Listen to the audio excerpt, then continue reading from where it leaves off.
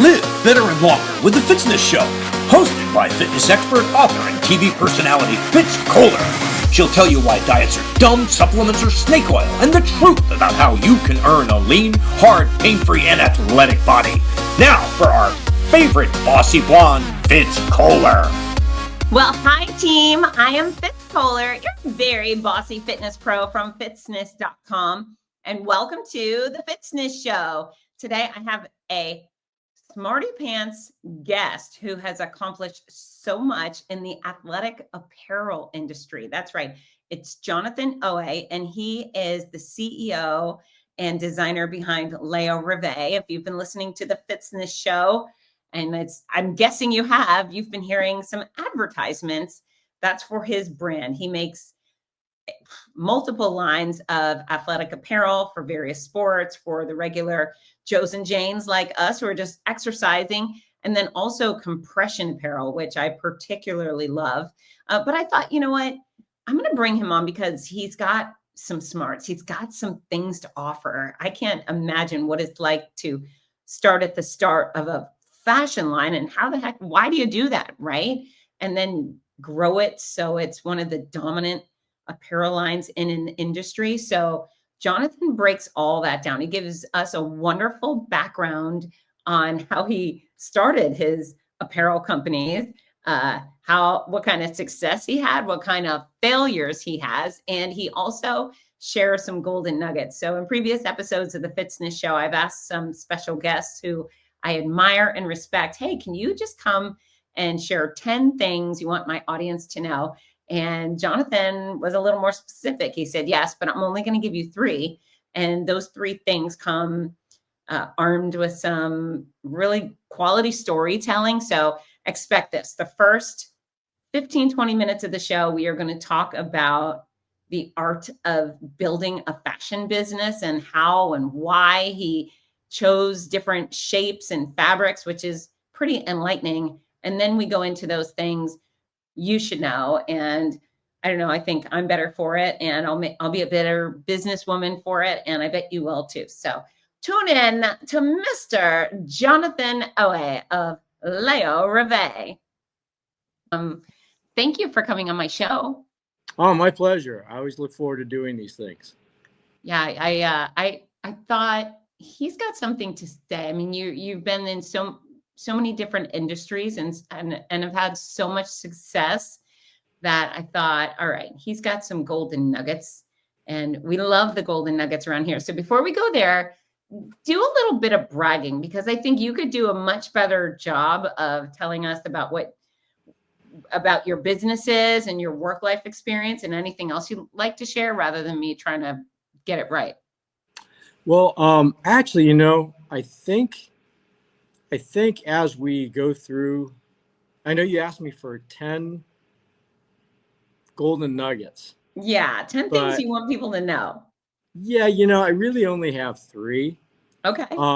But as we go into those 3 things, I think it'll tell people everything, sort of going into my background, because it's kind of what I built my life on. Okay. But just for those of you who don't know me, my name's Jonathan Owe. I'm the designer and CEO of LEORÄVER, which is a compression wear and activewear company. All of our products are made in Huntington Beach, California. Behind the wall that you see me, we do all of our manufacturing. So we are one of the very few American-made clothing brands, companies in the United States. And we only sell direct to consumer. So all of our customers have a direct relationship with us, which is kind of cool, because I kind of see all the messages and the mail and everything that comes in from our fans, and which makes it as much my hobby as my business. So that's a little bit who I am. And then we'll go a little bit more into the other stuff as we dive into these questions. Okay, so I also want to tell folks how we met, because I was announcing or hosting the APP pickleball tournament in, I believe, Sacramento last year. And I was given, when I arrived, they said, here's the list of our vendors and our sponsors, read them. And so You're LEORÉVER. It doesn't necessarily look like LEORÉVER to us English, regular English Americans. You don't look at that and get it. I was thinking, is that LEORÉVER? That can't be right. Yeah. So I thought, well, I'll go ask how to pronounce this company's name right. And I think the blurb was something pretty basic, like come get clothing at whatever this word was, right? So I stopped by and it just said, how do I pronounce your company? And you told me, and then you said, thank you very much for asking. And I thought, oh, sure. And I was kind of in a rush and I went back and I made some announcements reading their script. And then later in the day, I went back and I started looking and I said, oh my gosh, is this compression gear? And you said, yes. And then it just lit up. I finally understood what you were. The blurb did not describe your compression apparel at all. And it was so nice to get to know you and explore your products. And everything is so beautiful and so well made. And you sent me home with a pair of your pants and I wore them the next day and fell in love. So yeah, thank you for coming into my world. Yeah. So actually the event that we met at was in Miami. Okay. It was Miami. And if you remember, like it was raining like crazy, like the hotels were flooding. And I mean, That's it right. was really, yeah, it was a crazy few days there. Yeah, we met at that event and going to the point that you made where you weren't really sure what we were. And that was something that I struggled with from when I first created the brand, because going back in time, my background was in the women's compression wear industry back in the 90s. But then I got involved in a big project for the Los Angeles Lakers. So I did an amazing amount of custom compression pieces for NBA teams, the biggest one being the Lakers, because we did like $80,000 of tights with them in 2016, but we couldn't get our logo on the product because of the NBA licensing deals with Nike and Adidas and all these other big guys. So we decided to move away from that space and focus on a different area where we could actually get our logo on product on athletes. So we went into tennis and then into pickleball. But I always struggle with this thing from the very beginning. People didn't understand what we did because we have our compression wear, which is our marquee product. But then we also have our active wear, and our active wear is something that was really close to my heart. I made it because, like, for example, like the shirt that I'm wearing underneath, it's a very simple cotton t-shirt that I made for myself. But like, you know, in our showroom, we've got like these beautiful activewear suits and pants and shirts and things like that. And of course, all the compression wear that you see behind me. So I struggle with people understanding who we were and what we did. And then in the pickleball side, you see guys like Jay and Andre. They got these real loud jerseys that I designed and we make here. And we had to do that because people don't see the little logo on the tights while athletes are wearing them. So we needed to put our activewear pieces on the athletes, but hence people don't really know, they think we're a clothing company. Yes, we are. But our number one product, which is this life enhancing compression wear, that's really our number one product. Okay. And I like the way you use life enhancing. It's smart. It's smart. Well, thank you, but it's true. It is true. Yeah, that's right. But then just to say it right there, it is life enhancing. It's interesting to me how many people are recommended to wear compression apparel by their doctors for circulation issues and swelling and this or that. And it's often an extra piece. And what I love about your compression apparel, it's the piece.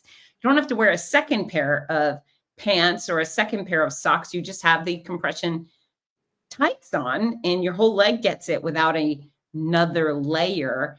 It's really good stuff. Okay. So where do you want to go from now? Because this is kind of your show, Jonathan. You've got 3 things to tell us. I've got 3 things. But going back to the point you just made, I was at the Fort, which is in Fort Lauderdale, at this big APP tournament, and I was just I was there to observe and talk to people, and I was walking through the grounds after talking to an athlete, and I hear this person yelling, "Johnny, Johnny!" And so this lady, she's running up to me, and she says, "Oh my God, I wanted to tell you like just how amazing like the tights are." And she says, "Oh my God, since I've got those tights from you, I lost 10 pounds and I'm exercising. I feel fantastic. Like, thank you." And this is a woman that bought the tights from us in Miami Okay. that same weekend that I met you. And so we talked, and she was just really excited. And now her husband has them, and so it's like, but that's the kind of comment that we get all the time. And what happens when you wear this product is, what it does is it boosts your circulation and pliability in your lower body. So obviously the ankle tights are the best product. What people don't understand is that, like, for example, I've got lower back issues because everything in my lower back is attached to everything going down to my ankles. Right. So if I put on the tights and I start to exercise and the pliability of all my muscles loosen up, then the stress pulling into my lower back alleviates. So people don't understand that how the product works. But then the other benefit is they actually do make you look 5 to 10% slimmer. So it actually structures your tushy and your lower body, and not just making it look slimmer, but it also structures it in the shape that I created the patterns in. So I'm kind of like a sculptor. I created these patterns with the fabrics. We sculpt your lower body in a way that's more attractive, and that improves your self-confidence. And basically, you want to exercise more because not only do you feel better, but then you see yourself, you look better, and it motivates you to go out and exercise and eat right, all those good things. So when I say it's a life-enhancing product, it accomplishes all these things that it's hard for people to really understand the positive things that clothing can do in your life, but that's what this product does. So, I'm always thinking of like, how do I explain this to people? And it's the same great benefit women get from Spanx, you get from your athletic apparel. And I think probably everybody's bought a cheap pair of leggings off of Amazon, and you get what you pay for. Everything that could move will move, and you're just not, I don't know, it's not going to look the way it should, but your gear, your apparel, as you say, is structured to lift, but not like the weird ones. Again, I'm going to go back to Amazon, those tights with the seam down the butt crack. I hate that look. Yours is just this classy version of whatever. Support and lift pants. Yeah, and that's some. I'm glad you brought that up because, as a bodywear designer, I'm a pattern maker. So, you look at someone like Karl Lagerfeld, who he basically just draws these sketches and then hands them to people, and then something gets made, right? Yeah. I'm exactly different than that. So when I'm more of a sculptor. So I'm a pattern creator. So I'll get an idea, for example, how I want the product to look on somebody. And then I'll go back and I'll pull out craft paper, pencils, and scissors, and I make patterns. And then I cut samples, and then we fit them on people, usually athletes. They wear the product. I see it on them. I get feedback from them. I go back to my paper patterns. I add, I subtract, I trim, I cut, make new samples, and we do it again. So this process takes months and months and months, sometimes years, how patterns evolve. So like when you wear my tights and you talk about how the seam doesn't go between your butt cheeks, and which I think is too sexual to wear in public. Yeah. When you wear our product, there's something, you're wearing leggings, but there's something so classy and tasteful about the product that you don't experience with the other ones. So it's a bunch of factors when I make patterns, how I'm trying to make somebody feel, and also look, how I want their appearance to be. And then also the functionality of it. What do they feel from the performance side? So it's a lot of factors I'm putting in as I'm making the patterns. Yeah. And I'd also like to point out is that all your gear is for men and women, and you have a way bigger line for guys, which I love. I love digging through your website, and there's all this extra stuff, and you're such a stylish man. I think, oh, well, that makes sense that he would go over and above for the guys. And I don't know. I just feel like sometimes we start talking about tights and everyone thinks, oh, girls. No, athletes of all kinds in your products. Yeah, I'm glad you brought that up because back in, well, gosh, going back quite a few years, if I go back to say, I don't know, 2010, 2015, those years. But let's talk about 2015 because that was right before I really started cutting and sewing and doing pattern making for our men's activewear.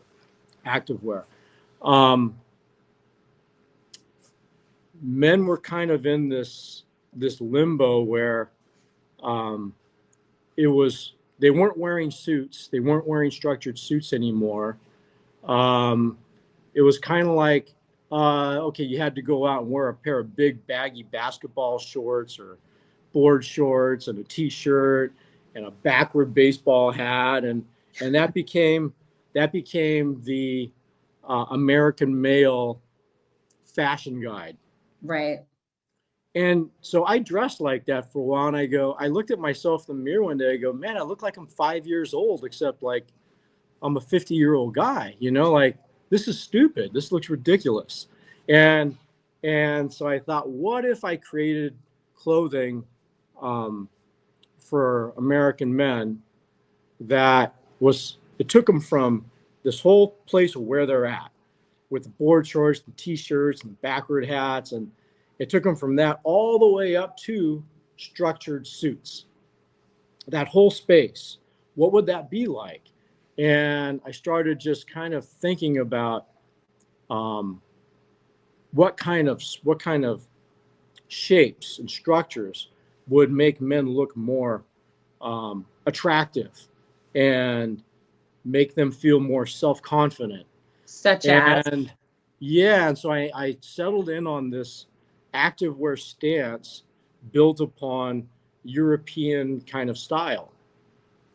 And that became the launch of our LEORÄVER men's activewear. So if you look at any of our activewear pants, like the Roma pant or even our American cotton sweat pant, it's a very tapered European look, but it's built out of fabrics that you could wear every day. You could wear going out, or you could wear them to the gym. You could wear them for everything. If you look at my Roma suit, it's something that you could literally put on and then you could sprint like as fast as you can for 100 miles and be totally comfortable. So it's a sort of a revolutionary product, but again, because I've had people that have wanted to sell it in stores and stuff, but I just always never went that direction. We only sell it direct to consumer. So when you are building to make men look great, what are those pieces? Are you trying to make their shoulders bigger or their waist smaller? Or how are you what are you trying to accomplish there? There's psychological things. Like let's say that I take the back of the shirt that you're wearing, or it could be for a guy. Let's talk about the average guy. If I go up to him and I pull on the back of his shirt and create tightness around the chest, it creates the psychological feeling that they're more muscular up top, right? Okay. There's if I create a tapering effect where they look more sort of V-shaped from the shoulders down through the torso, it's going to make them, again, feel more masculine and attractive. So using those basic things, and also going to the pants as well. If I taper a pant, if I create a really wide leg at the bottom, it makes your legs look sort of short, wide, and makes you look stumpy. But if I taper the leg at the bottom and close it at the ankle, then it elongates you and makes you look more tapered and gives you that sort of triangular look. Now, these are things that for women, like, oh, I get it, but for guys, we were discouraged from thinking about those things. For guys, it was a negative thing to think about how you look or how you want to feel, right? It's so unmasculine to think about that. But to be honest with you, if you look like at because I started pouring through photos from like the 1920s, the 1940s. I was going back and watching old movies to come up with all the ideas that I wanted to build into my line. There's an old movie, From Here to Eternity, famous movie in black and white, right? And I watched that movie like 5 times and stopped it at certain points to look at the things that, like Burt Reynolds, military coats and things like that. And actually that whole look of that jacket is in one of my jackets. Wow. It's the Roma GT. And that's built upon this jacket that Burt Reynolds wore in that movie. I just love learning about this. And I feel like poor men. Oh, I'm sure someone out there is rolling their eyes, but 50% of my audience is male and they care about themselves. They work so hard. These are guys that are trying to qualify for Boston or win a pickleball tournament or lose 50 pounds. They're really good humans trying to do better, and to be able to have nice clothes that make them feel good and look their best. The world seems to cater to women when it comes to fashion. And it's just, I think it's so meaningful that you put so much thought into helping the guys look and feel their best too. I love men. Yay, men. Yeah, they needed some help. We're here, whether they choose to come to us or not. But a lot of people are totally unaware of us. But for all you guys out there, you should think about how you look and how you feel. And we're only given so many years to live, and how you choose to present yourself on a daily basis. I give you a way to do that in something that feels very casual, but looks very fancy. So if you put on some of our pieces, people will go, gosh, why are you dressed up so nice, right? But really, you're just wearing one of my activewear warm-up suits, but it just looks very formal and very nice.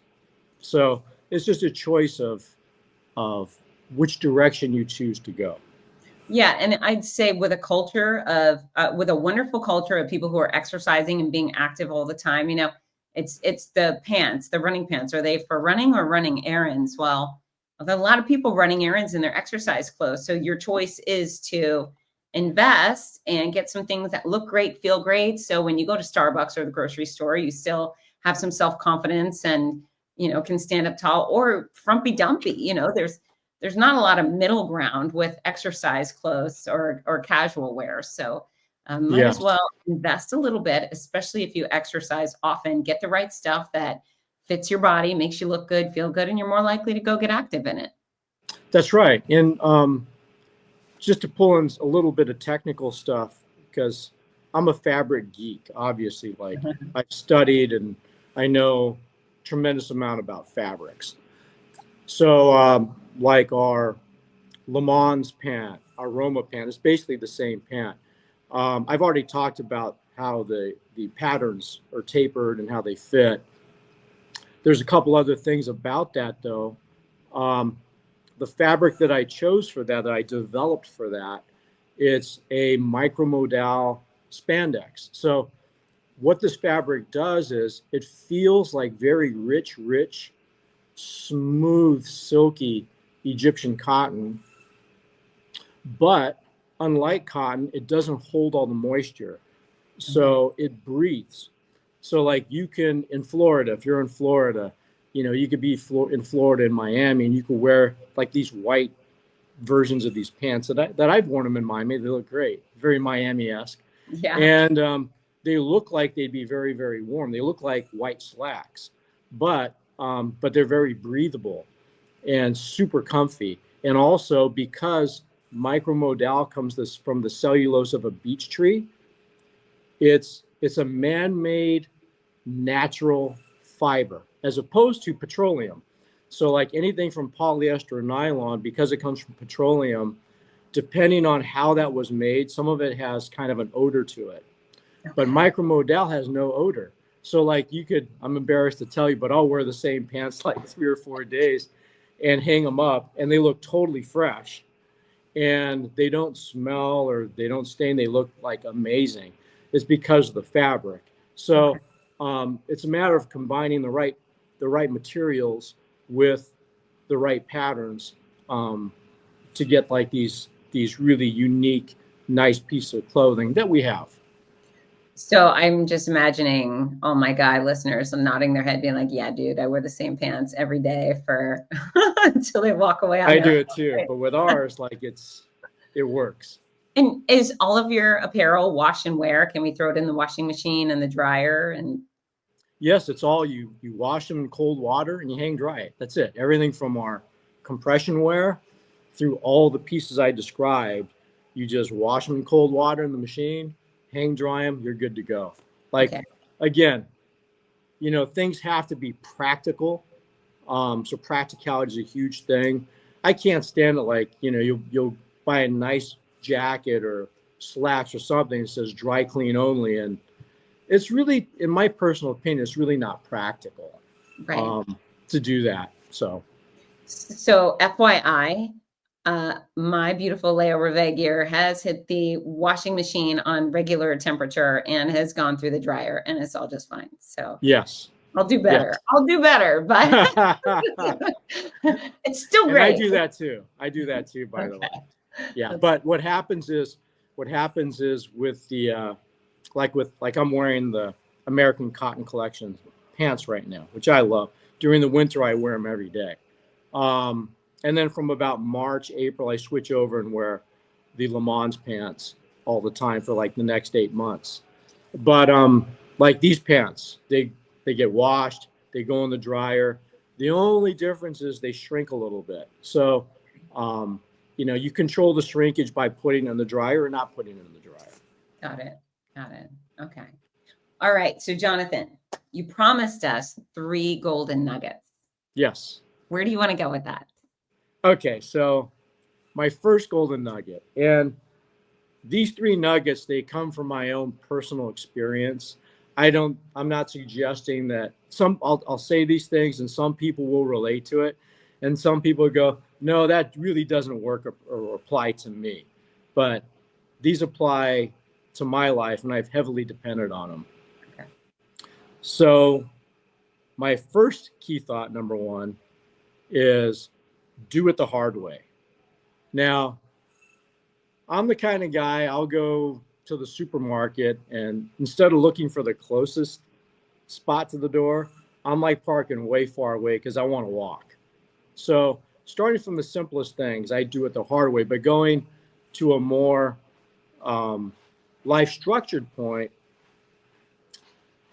when I decided that I wanted to embed myself into the clothing industry, I was a vice president. I got hired by a company called Gilda Marks, which in the 80s and 90s was the world's biggest women's aerobics leotard company. So they hired me to go to Japan to start a division for them. So I packed up a suitcase of samples, went to Japan, and I just went door to door and started selling accounts, right? But the deeper I got into the business and the more that I learned about compression wear, what I found was it became this thing that I really loved. It was about taking, you know, housewives and 30-ish and 40-ish year old women and putting them in these leotards that made them, going back to the point I made earlier, it made them look 5 to 10% slimmer, and they want to get in the gym and work out, and all the positive changes that came for that. It became this life enhancing kind of activity that I could just throw my whole self into, right? But the deeper I got into that, it wasn't just about understanding how to get people to wear it. It was understanding how clothing was made. And so I wasn't satisfied with just selling products. What I really wanted to get at was, how do you really make something great? How do you create a great garment? And the hard part is, Fitz, there's a lot of people that want to get into the clothing industry. They think, oh, I want to be like, I don't know, Chanel, you know, or some whatever that might be. They see the guy or the gal getting the bouquet of flowers by the runway. You know, they go, oh, I want to be that person. That's so cool. You know, but that's not reality. the reality is, the clothing industry is a really hard, messy industry, meaning that to make clothing is a very detailed, hard process. And if you really want to understand and be great at it, you have to go all the way back to understanding how to make patterns, how to develop fabrics, how to do all those things. And no one's going to give you the opportunity to do it. The only way you're going to do it is by starting from scratch and learning from the very basic beginnings. So what I did was, after Gilda Marks, they sold the company in, it was like 1998. I built up a successful business for them in Japan. I moved back to the US. I bought a cut and sew factory that made sports uniforms that was like going out of business because the second owner was an alcoholic and he basically lost all his customers. So he handed me down these set of patterns that the previous owner had basically created. And I had 3 seamstresses with these old broken down 60-year-old sewing machines. And I would go out during the day and go to high schools and travel teams and book orders for football pads and basketball uniforms. And then I would come back to the shop and be there all night until the next morning, figuring out how the hell to make it.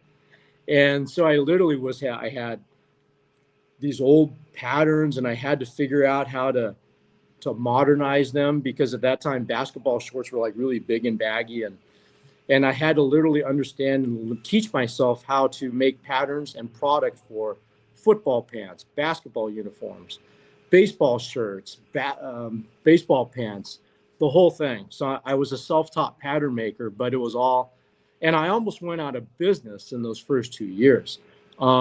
So let me interject there. I love that you said, yes, I can do it. And then you figured it out. And I'm of the same mentality too. When it comes to work, people will ask me, can you do blank? And I say, yes, almost every time, unless I really just don't want to do it. If it's something that looks halfway enticing to me, I go, yeah, of course I can do that. And then a lot of times I go, okay, now I got to figure out how to do that. So I love that. You said yes first. Very yeah. So, that's kind of one of my examples of about, by doing it the hard way. No one wants to do it the hard way. Like, nobody does. They want to find the easiest way to do it. They want to find the easiest way to make money. And there's nothing wrong with that, because, hey, if there's easy ways to make money, trust me, I'll do it too. And which has also led me to tremendous failure too. I'll get into that. But for me personally, doing it the hard way has always worked. Another example is, growing up, I'm Japanese American, so my parents were born here. My grandparents are all from Japan. So they went through the whole, World War II thing and the relocation camps and all that stuff. And then, growing up as a third generation Japanese American, there was sort of a big hole somewhere in the story that I heard from my parents. And there were certain things that were missing that didn't really make sense. And Japanese Americans were Buddhist, or Japanese Buddhists, but the way that the whole religion was communicated to me, there was something missing. So again, doing it the hard way.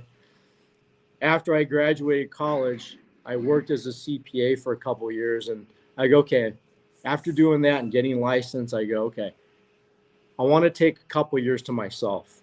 And so I quit everything, got on a plane, and just lived in Kyoto, got a part-time job. No, it's actually a full-time job at a university. But I basically lived there and worked there for 3 years, and really just diving into my own religion and doing Zen meditation and going sort of through the spiritual journey on my own, going back and finding where my family was from for where they've been living for the last 1,500 years, seeing where all my ancestors were buried, that whole thing, right? To kind of plug that hole in my past. But that whole experience really changed me forever in a positive way, because I think for me to really move forward, I had to really understand who I was and why I was. And then I can move forward into everything else with my life.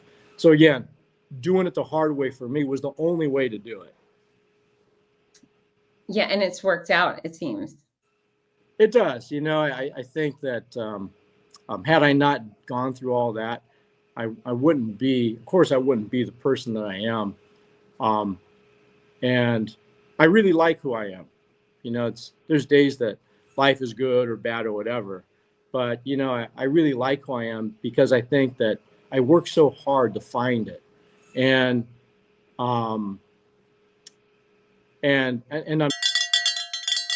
And we will be right back. Are you looking for the perfect gift for a loved one battling cancer? The Cancer Comeback Series by Fitz Kohler offers hope, inspiration, and practical guidance. With Your Healthy Cancer Comeback, My Noisy Cancer Comeback, and The Healthy Cancer Comeback Journal. These books are a lifeline for all patients and survivors. Right now, you can order autographed copies at a special discount. Show your support and help a loved one go from sick to strong. Visit Fitzness.com today. That's Fitzness.com. Fitzness.com. We're back. it gives you a sense of comfort, right? So question, do you ever think about something and think, oh, that's too hard, I can't do that? Does that ever cross your mind? Not with something that I really wanted to do. So, I think in life, there are certain things that you may think you want to do, but when you really, really think it through, maybe you don't want to do it. The things that I did and the way that I did it, it was something that I really, really wanted to do. And I knew that there was a chance I would not succeed, but that didn't really matter. It wasn't the thing about whether I was going to succeed or not. It was the thing of, I need to go down this path, and wherever it leads, that's okay. Which goes to my next point. Okay. My next point is called leverage your failures. Leverage your failures. So, people talk about, oh, you have to embrace failure and you have to do all this stuff. But when I really look and think about that, no, that doesn't sound right. And I thought about it this morning as we were getting ready. I woke up around 6 o'clock and I was jotting down these ideas. And I thought, the real thing, it's not about embracing failure. That didn't help me at all. What helps me on a daily basis is leveraging my failures, like every day. And I know the things are clicking. Oh yeah, that's right. It's about leveraging your failures. So, that's how we learn, right? The problem with a lot of people is, you're so afraid to be wrong. You're so afraid to be wrong or have people think you're wrong. You're afraid to fail at certain things. And because you're afraid to fail, you never grow, right? But on the flip side, I don't really look at failure in that way at all. For me, it's like, I'm going to try something. If it works, that's great. I learned something.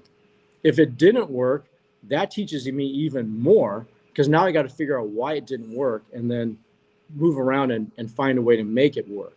So everything that I do in my business functions around that. If you look at the clothing that I created, every single change that I've ever made came because I found something that didn't work. I had to find a way to make it work.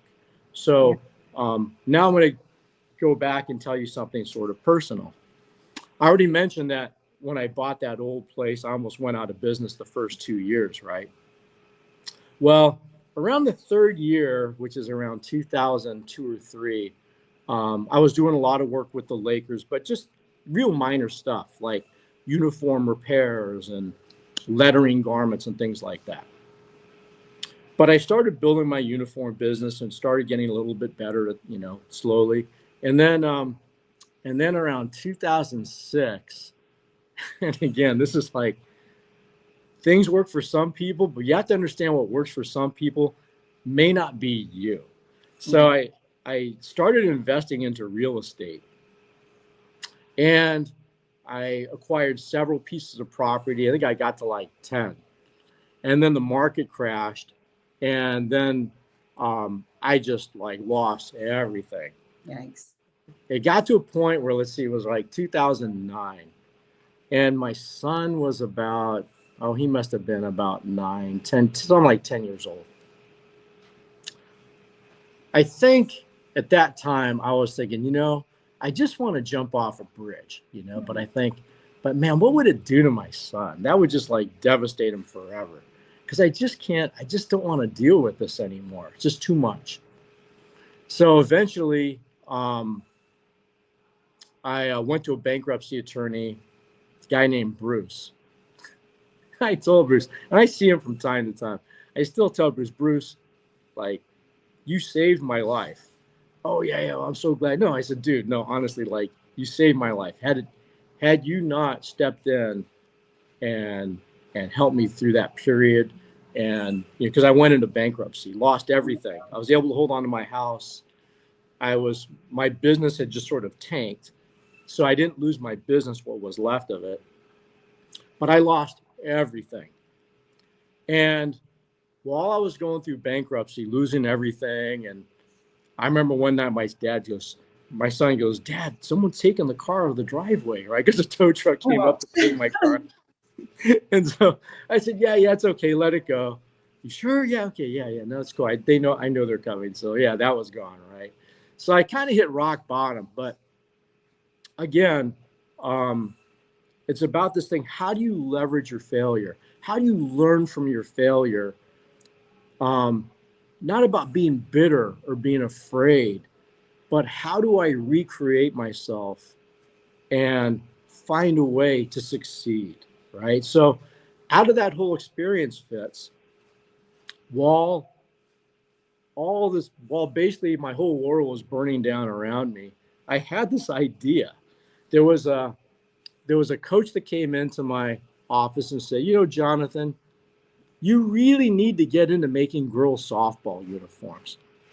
I just said, Kevin, why would I do that? I know, like, you asked me to do it for, your 5 teams.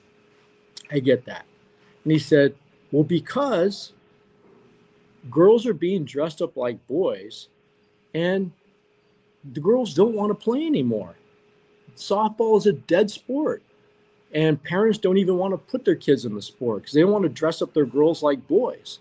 Wow. And I thought, wow, okay, that's interesting. So I thought about it. And then while my world was burning down around me in 2009, there was an article that I read.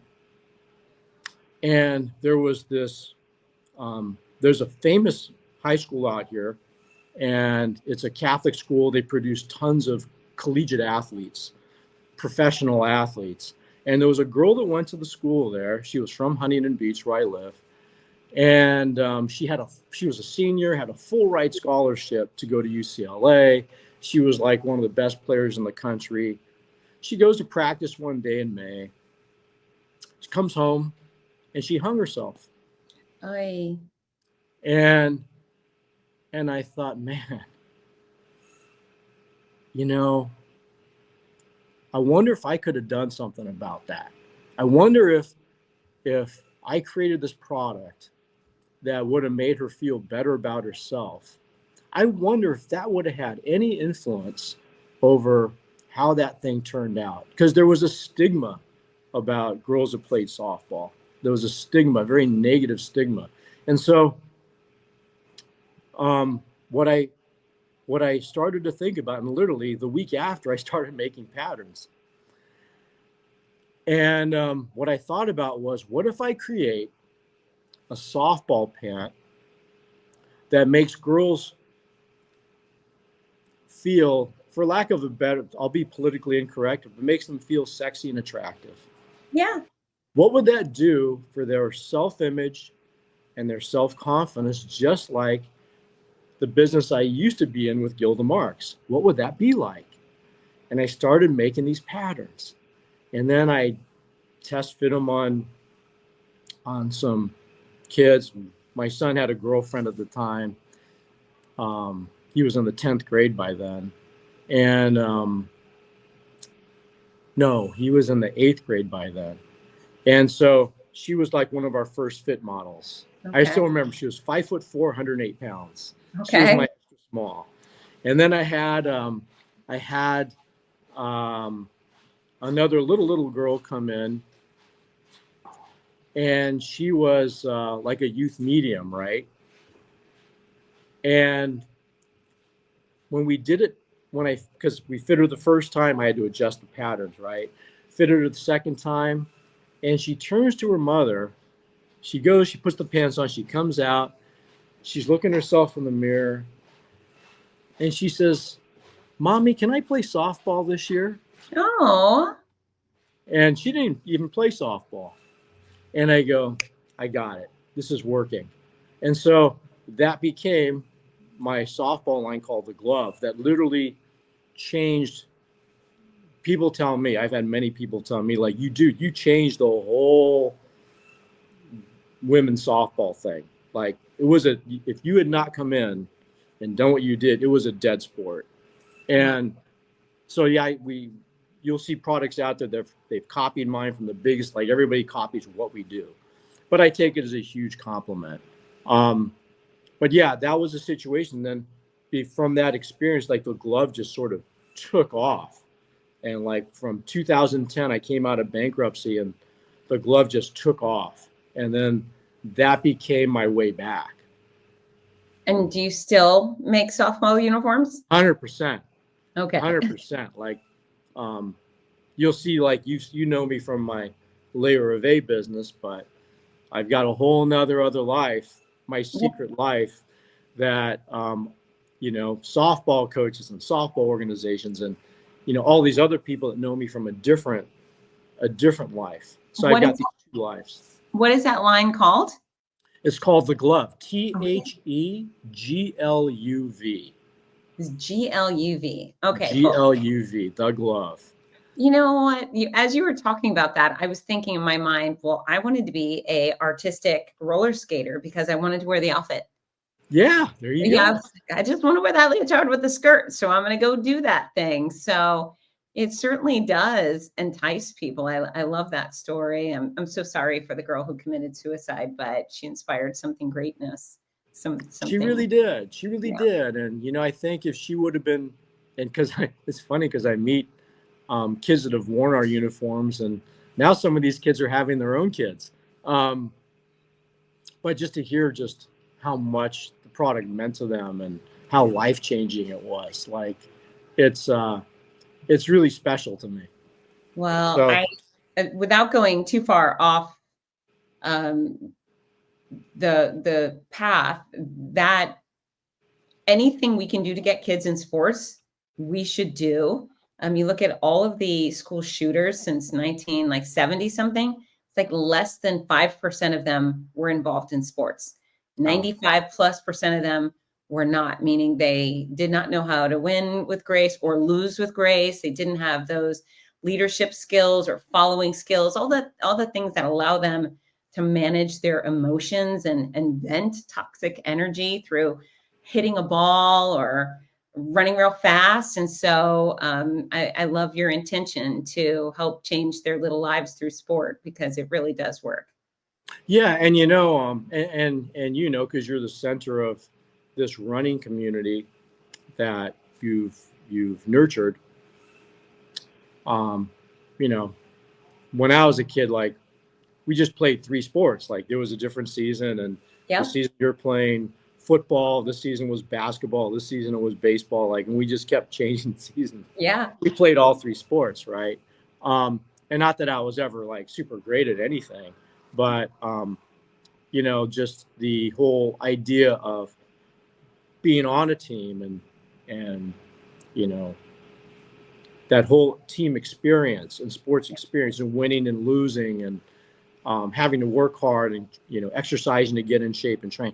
Those are all such positive things that are kind of lost in a lot of ways in our culture, and Now it's like, oh, we're not going to do sports unless I get NIL money, or, you know, like Right. there was no such thing when we were kids. Like you did it because all your friends did it. That was the best way to do it. You know, it was the best. It was the healthiest, the best way where, you know, we grew up in an era where it was just, we did these things and it was never about money. Yeah. It was just about being with your friends and hanging out, you know. Yeah. Yeah. Having fun. Those were the best. Yeah. And if you could get a free college education, well, that's as good as it got, right? That's as good as it got. That was as good as it got. But anyway, that goes to my next one, my third point. And this is something that I know that you and a lot of your listeners can identify with. It's understanding your body, or our body, understanding our body at this point in time. I'll actually add to that, understanding our body and our mind at this point in time. So that's more significant to me now than it's ever been, because all the stuff that I'm dealing with as I've aged, all the things that start to hurt, all the things that you need to get stronger. And it's tough, you know, like getting old. Someone said, I read it somewhere. I can't remember who said it, but getting old ain't for sissies. Right. You know, yeah. Getting old, it's hard. And we have to fight every day against all the things that are making us age faster, right? So for me, like, I've got issues with my back, but it came from having a really bad knee and waiting too long to get knee replacement. So I got knee replacement done like 2 years ago. And by that time, I waited too long, so my body got really distorted. So my right side of my body kind of shrank and shortened. And then even after I got the knee replaced, like, it's taken me 2 years and I'm still not, my right side of my body still isn't right. So I have to work really, really hard to continue to stretch it and get it right to alleviate the pain on my back. Hence, for me, the tights are so important. So again, going back to the tights, this idea about pliability. So muscles, your muscles, as you're doing any activity, like whether you're running or playing pickleball or tennis or whatever it is, or weightlifting, you know, like they stretch and then they tend to tear. So as they tear, you start creating all these little micro tears, and the micro tears, you start building up a lot of blood and lactic acid, and you develop adhesions that, you know, that's why you develop soreness. And then you massage into those things and they hurt because you're grinding those adhesions into your muscles, right? It hurts until you break them up and they can flow out. But what if we can prevent the adhesions from happening because you're preventing the micro tears? That's the best of the best. So what you want to be able to do is, to get stronger, you need to stretch your muscles and then strengthen them through weight training and resistance training, right? But if the muscles are tearing, that's creating a negative, you're basically going backwards. So what our product does is, as it boosts your circulation, it boosts the pliability of your muscle tissue. So instead of tearing, they're stretching. As those muscles stretch in your calves, in your thighs, those muscles, remember, they're connected to tendons and ligaments that are feeding into your joints. So as those muscles stretch, now the ligaments and tendons feeding into the joints, instead of being pulled, now those are relaxing, right? So now you don't have the stress on your knee joints and your hips. This is what the product does. Now, I've got one of the most famous pickleball instructors in the country, in the world. Her name's Sarah Ansberry. She wore a knee brace for many, many, many years, complained constantly about knee problems. I sent her a pair of tights. She wore them. She couldn't get over it. She no longer needs the knee brace. She doesn't wear the knee brace anymore. And she credits her whole recovery of her knee solely on our tights. Sarah Ansberry is also the director of the PPR, which is one of the biggest pickleball certification organizations in the world. And now because of that, because of her experience with us, we're the official compression wear of the PPR. Wow. So, I mean, I could go on and on and on about all the great things that the product has done for people. Robert Ory, if you are a Laker fan, you remember Big Shot Rob Ory. Mm-hmm. Well, Big Shot Rob was one of the first guys that wore my tights back in 2018 from the consumer point. Like the professional athletes were wearing it, but by that time he was retired. So he started wearing them as a consumer and going out and playing, rec league basketball. And he told me, Jonathan, if I had your tights back when I was still playing with the Lakers and the Spurs, I could have played another 5 years in the NBA. Wow. Yeah, that's the kind of difference the product makes. So, going back to understanding your body, like we're all different, right? Like, I was a casual drinker, and I can't say I still am a casual drinker, but people would say, oh, you could drink 1 or 2 drinks a day and that's okay, right? But for me, as I got older, like it was working 10 years ago, but it wasn't working anymore. For some guys I know, it still works. But I thought, for me, it's just not working anymore. And so I decided to do the whole dry January thing, right? So, okay, we're on January 29, so I'm 2 days away from making it. Okay. But I can honestly tell you, Fitz, I feel 20 years younger. Yes.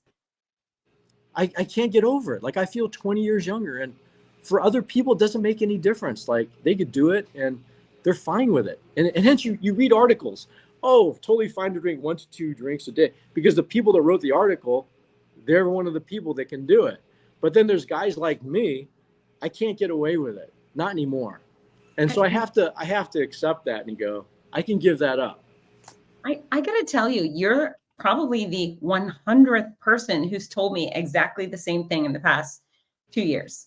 Just people saying, oh, I didn't even realize I was drinking too much. I thought it was only a drink or 2 a day. I thought it wasn't having an impact. And they go, I'm 15 pounds lighter. I'm sleeping great. I've got more energy than I ever had. And I don't know. I mean, I probably would have been better off too. In college, I could drink god awful amounts and function at a very high level. I would sound embarrassed to say, but I'm not. I was a Florida Gator and I was Irish and I did my part and I got it out of my system. But even if I had 1 beer tonight, it would make me so tired. And then I'd go to sleep and it would screw up my sleep. So you're right. You kind of have to respond to the body you have when you have it. You can't be the person you were 20 years ago and hopefully not the person you are 20 years from now. That's listening to your body and responding to it. That's brilliant, Jonathan. Yeah. And again, everybody's different. This is me. You're talking about your experience. Ours is similar. Yeah. But I'm honestly, I'm more excited about life than I was a month ago. Oh. I'm more excited about the future and I'm more excited about what I'm going to do and how I'm going to do it. And I'm excited to get into the gym today and get a workout in that I probably couldn't have done before because I would have been hungover from, a couple drinks the day before. Yeah. So, and those are things, those are adjustments like, obviously I'm talking about the alcohol side of it, but just all the exercises and all the training I have to do to try to get myself right again. Because I didn't take care of myself the previous 15 years. Right. Yep. And now trying to make up for that time, you got to work 3 times harder. Yeah. Had I taken better care of myself the previous 15 years, but knowing that where I'm at now, like this is how hard I have to work. And, there's only one guy that's going to get it done, right? That's me. That's you. It's up to everybody to go do those things. Absolutely. Absolutely. Well, you are such a delight. And I remember when we connected, I guess in Miami, Yeah. not Sacramento. It's like, I really like him. He's fantastic. And, what you've done with your businesses is so impressive. And to be a regular guy and figure out the fashion industry and become so dominant in several sports. And your clothes are not just functional, but they're high fashion too. It's just I thought I've got to bring him on the show because my audience loves hearing about fitness and talking about sports, but they also just love learning from really wise individuals, and that's you. Yeah, possibly. But anyway, it's been really, really fun being on your show. You are a joy and inspiration to so many people. Thanks so much for letting me share this time with you. Well, of course, and I love the lessons. Do things the hard way, and Leverage your failures leverage your failures. and understand your body and your mind at this point in time. Brilliant. Brilliant. So listen, you're not done yet. There's two things we round up every show with. And the first one is a communication tip. And so anything you can share with folks to help them connect better with others. It could be speech pattern. It could be a vocabulary word. It could be body language, whatever strikes you. As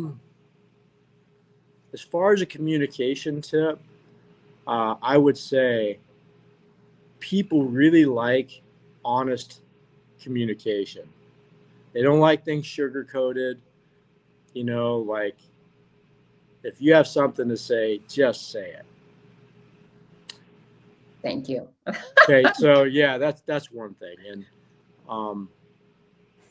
the second thing, is it a communication tip or what's the second thing? The second thing is song of the show. And so your favorite song, I guess our listeners, they're going to go run, lift, or play pickleball. They're probably going to be wearing your LEORÄVER gear. What song should they listen to while they're training? Oh, wow. It's really, that's interesting. Well, the song that comes to my mind it's an oldie that I really, really like. It's that old song, Take On Me. That's a great choice. It's a super energetic song. And, I think that would be my choice. Okay. I love that. And now that we're talking about choices, I got to tell you how much I appreciated everybody. Jonathan was in Japan a few months ago, and I don't know what we were connecting about, business, blah, blah, blah. And then he said, well, I'm doing karaoke. And I said, oh my gosh, I got to hear it. He goes, in Japanese. I said, oh my gosh. And he sent me a video of himself doing Japanese karaoke, and it made my freaking day. Spectacular. That's good. All right. Well, Fitz, thank you so much. It's been fun to be on your show. And to all you listeners out there, have a great day. And actually, I always like to say, make it a great day. Make it a great day. It's make it a great day. LEOREVER.com. Last assignment, you got to look into the camera and with gusto, tell everybody to get to work. Everybody, get to work. Perfect. I'll see you. Thanks, you. Fitz. Bye. Bye, John. Hi, this is Rudy Novotny, the voice of America's Marathons. We all love how much running has benefited every aspect of our lives, so much so that most of us only wish we'd started sooner.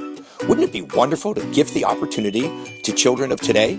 Well, you can. The Morning Mile is a before-school walking and running program that gives children a chance to start each day in an active way while enjoying fun, music, and friends. That's every child, every day. It's also supported by a wonderful system of rewards, which keeps students highly motivated and frequently congratulated. Created by our favorite fitness expert, Fitz Kohler, Morning Milers across the country have run over 2 million miles and are having greater success with academics, behavior, and sports because of it. The Morning Mile is free to the child, free to the school, and is inexpensively funded by businesses or generous individuals. Help more kids get moving in the morning by visiting morningmile.com. Champion the program at your favorite school or find out more about sponsorship opportunities. That's morningmile.com. Long may you run.